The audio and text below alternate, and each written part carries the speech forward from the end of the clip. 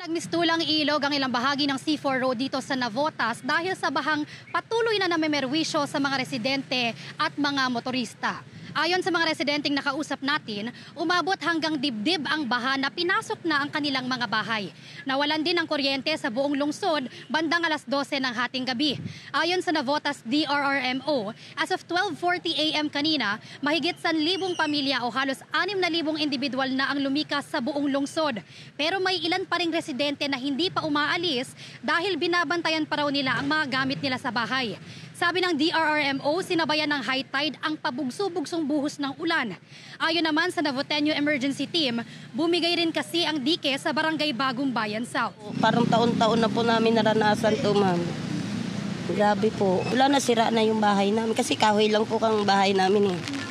Kaya yung haligi ko nababad na po sa tubig. Eh, anak ko lang po ang naggastos nun eh.